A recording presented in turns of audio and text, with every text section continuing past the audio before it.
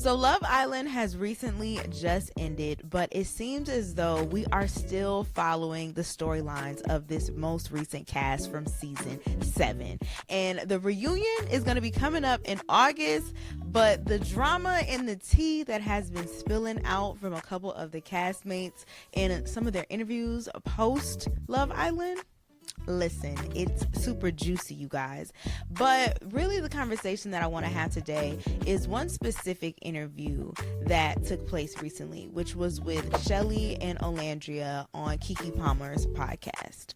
And really, this episode isn't going to be strictly focused on just Shelly and Olandria as themselves, but more so the larger picture that I have noticed that has been happening when it comes to just Black women in general and trying to protect their image from the public. So welcome to The Brain Squeeze, where I give you guys a juicy dump of all of the juicy topics that are going on inside of my big old brain over here. And we need to talk about it because I'm sure there's someone out there who is also going to feel the same way that I do about this topic. I really just want to have a full conversation about what it's like for Black women specifically to constantly feel like they have to just be on all the time. So today we are going to be breaking down the unspoken pressures that Black women face all the time to try to seem palatable, perfect, always put together, even when it might be at the expense of our own peace. To give you guys a little bit of a backstory as to what I'm even talking about right now, Shelly and Olandria, the queens of season 7, popped out on an interview with Keke Palmer because, you know, Keke Palmer is that girl and it just makes sense for them to sit down with her. In the interview, obviously Keke is trying to get a little bit of juice, you know, get a little bit of mess out of the ladies, asking them different questions about some of the scenes that we saw on the show.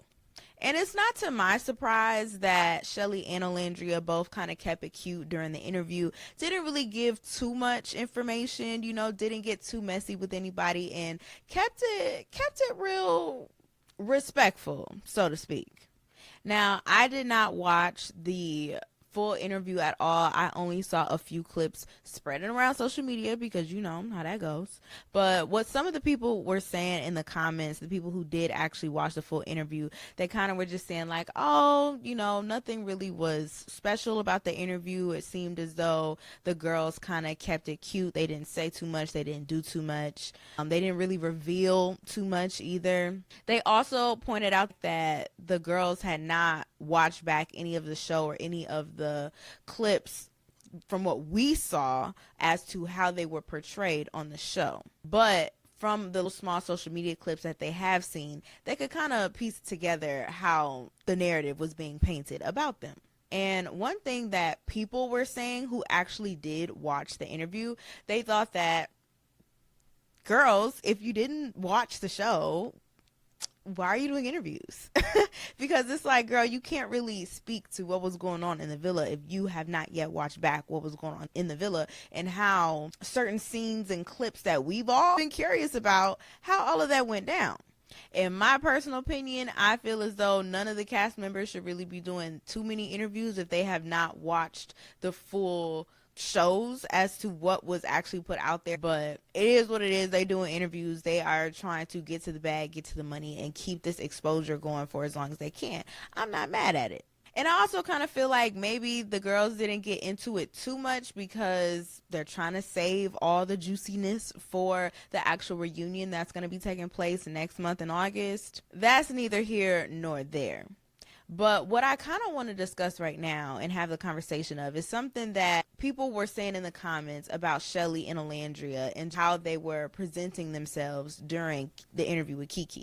And what they were saying was that they weren't surprised that the girl kept it cute, and also they weren't surprised by how the girls tried to put on face for the cameras while they were in the villa, because they know the type of backlash that they would have received if they would have acted like some of the other cast members. Now, I'm not here to point no fingers, but I'm assuming they're talking about Huda. And from what I have gathered from some of the clips and how I have seen the ladies act when they were on the show, they consistently kept it cute. Okay, we didn't see them on no freaky business up there in the villa. We didn't see them cussing nobody out like how others were cussing people out. Olandria definitely did have her moment with Taylor when she crashed out on him, but it wasn't as bad as what Huda had did. But something that I really want to point out is what Shelly and Olandria represent in the grand scheme of how Black women are in America and in the world altogether. To me, Shelly and Olandria represent the it girl, the it Black girl who always has to keep it together, always has to stay poised, always has to be composed, image just on point. It seems to me like they had to carefully curate how they wanted to be perceived outside of the villa. You know, they had to kind of walk around the villa thinking, oh, what is somebody going to think of me? Or I shouldn't say that thing because I don't want to be looked at in a certain light. And really kind of try to avoid any type of behavior that people could eventually use against them. And technically, they're not wrong for doing that, because image today is everything, especially with social media today. You can do one wrong thing or say one wrong thing and now it's plastered all over the internet, and it's probably something that you weren't even thinking or feeling or whatever the case may be. So it makes sense, but it's also something that I think is relatable to a lot of Black women just all over, because it's who we kind of were taught to be in a sense. We were taught to always make sure that you are being a lady and always make sure you're being respectful and always make sure that, you know, when they go low, you go high. And just the overall respectability politics. The idea that you have to be twice as good to get half as much. Seems like it is a constant conversation about Black women and how they can come across when it comes to their style or their tone, even their lifestyle choices. Out of the fear of being labeled as either too much or too angry or too bossy. And it can become emotional labor where you constantly have to feel like you're managing your perception. You eventually start to create some type of invisible checklist where you're like, am I saying that right? Do I look okay? You know, you'll start saying all of these things in your head, almost overthinking it just because you want to always come across like you're doing it the right way. I 100% can relate to this because I have found myself, even before I post something on social media, I'm second guessing it, wondering how will somebody perceive me if I post this up here? Do I look too ratchet? Do I look too carefree? Do I look too, I don't know, airheaded? Whatever it is, it's like we're constantly overthinking how we are being perceived by others, and we're doing it specifically because we know what it means to be a Black woman. We know how things can get turned around by just being a Black woman. But what I really want to open up the conversation to is what happens when it becomes too much for you to keep up with.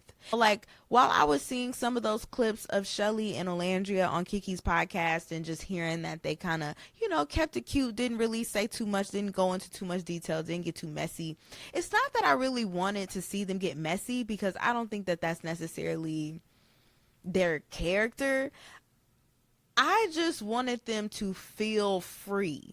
I wanted them to be able to feel open and to feel like they can finally kind of let their hair down just a little bit and not have to be on. Because one thing's for certain, anybody who's watching that interview and already didn't like Shelly and Olandria, there was nothing that those girls could have said or did in that interview to change those people's minds. If somebody just has it in their heart to not like you, or they want to just have some certain narrative about you that they know is not true, but they just want to have it just because, like, let them. Like, at this point, you can't control what other people's perceptions of you is going to be. It's kind of like that song that Keisha Cole used to sing, but she was like, I should have cheated as much as you accused me of cheating. And it gets to a point where you get tired of trying to be overly performative for people who are going to think what they want to think regardless. Okay, if you think that I'm out here being this way, or you think that I'm out here doing whatever it is you think that I'm doing, I don't care. I don't care. I don't care anymore. You can think whatever you want to think, because at the end of the day, I know who I am. I know my heart. I know what I would or would not do, what I would or would not say, and how I just truly am in general. And I can't worry about how others are going to take the things that I do, especially when you keep trying to almost convince them, in a sense, and in the process of you convincing them that you're not who they think you are, you lose yourself trying to get them to understand, just trying to feel seen, feel understood. And it can almost turn into people pleasing, which 100% is not healthy. Like, I have been the biggest people pleaser that I know. Okay, like always saying yes to things that I don't necessarily want to say yes to, overthinking how I might look doing something, and it gets exhausting. I'm just gonna be honest, it gets extremely exhausting, and it almost makes me feel like, what is the point? You know, like, on one hand, I understand, because growing up, people would tell us all the time, like us black women, we'd be like, oh, okay, you have to, you know, have your manners, you have to do this, you have to do that. And it's like, I get it, but why?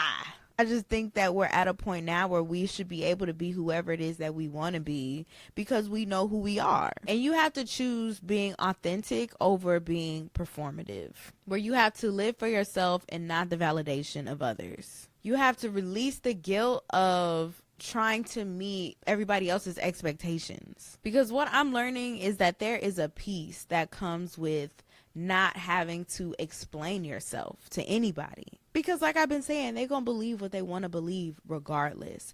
So I'm not saying that Shelly and Olandria necessarily feel this way, but sometimes I feel for them, because when I see them, I see myself and so many others who just doesn't want to say the wrong thing or doesn't want to be looked at in a certain light, and just that pressure of trying to be imperfectly perfect. It's a lot. It is definitely a lot. And I know that just being black in general, you do have to be better than the rest, and you do have to try a lot harder to not be looked at in a certain light, because you're representing generations that have come before you and even generations that have come after you. But I just think that it gets to a point where you shouldn't have to do that all the time. You shouldn't have to always have your head held high and take the high road, especially when you are seeing others try to tear you down publicly. But I do have so much respect for Shelly and Olandria for not going low when they 100% could have. And like I said, maybe it'll happen at the reunion, child. I don't know. But I want to know what y'all think. Do you feel like it's somewhat of an honor for us to have that bestowed upon us in order to be looked at as better than, so you can always maintain this perfect image? Because you know that if you don't, it can be used against you. It can, and will, should I say, be used against you later on. Or are you kind of more so starting to be like, F it, I'm going to be who I want to be when I want to be it, and I don't care what someone else has to say about it. I was just watching this interview with, I'm going to butcher her name so bad, but I think her name is, I'm actually look it up. I think it's like St. Bose, something like that. What is this lady's name, child? All right, so I don't want to butcher her name, but I feel like I'm about to. But I've been watching interviews lately of Bozema St. John. Don't come for me. Do not come for me if I'm saying her name wrong. I 100% apologize. Her nickname, though, is Bose. They call her Bose for short. But I've been watching interviews with her, and she is just such a badass. Okay? Like, she is unapologetically herself, no matter what. It doesn't seem like she is going to try to dim her own light just because she could be looked at as a lot. She embraces the fact that she is a lot. She has become successful for the fact that she has a lot, and she don't take no mess from nobody. And she's always going to speak her mind, no matter what. And it's actually very inspiring to see just how much she knows who she is and is not afraid to tell you and show you who she is. Or maybe you're somebody who feels like you can kind of be in the middle. You can keep it cute, keep it classy, but still stand on business when you need to. I think as I'm getting older, I'm leaning towards the latter, not going to lie.